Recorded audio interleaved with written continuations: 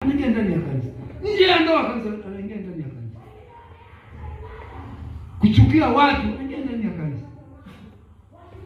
Tulitakase kanisa kwa maana kwamba tujihadhari kwamba hizi siku ni mahali ambapo itakapofungwa mlango. Tunasema itafungwa mlango, nilidokeza siku moja kwamba kuna sentensi moja ni kama ina utata lakini imekubalika na madhehebu yote.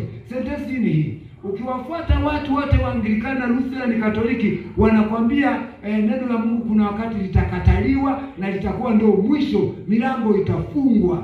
Lakini hata sisi hapa ambao ni makanisa ya Kipentekoste yote huwa tunaamini kwamba kuna wakati kanisa litanyakuliwa. Kanisa ya Kipentekoste yote, maana ya FPCT wapi, Full Gospel, ni makanisa ya Kipentekoste. Kanisa litanyakuliwa, halafu kanisa likinyakuliwa, huku nyuma wakati kanisa limenyakuliwa, Roho wa Bwana atakuwa ameondoka duniani. Watu watapigwa, watafanywa mabaya, Roho Mtakatifu haipo. Na kama mtu akiomba hawezi akasikilizwa, akitoa sadaka hawezi akasikilizwa, Roho wa Mungu atakuwa ameondoka, maana kanisa limeweza kunyakuliwa. Lakini kwa upande wa Sabato, wao nao wanaamini kitu cha, wanasema kuna mkono wa Mungu utakuwepo, neema ya Mungu, wanasema mkono wa rehema utaondoka.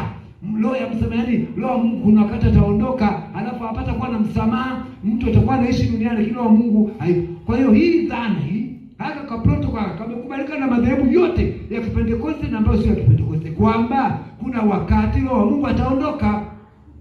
Hata mtu akiomba msamaha hawezi akasamehewa. Hata mtu akitubu hawezi. Kila kanisa limesimama na hilo jambo. Sasa ndio leo nasema Mungu akupe tahadhari kama matengenezo.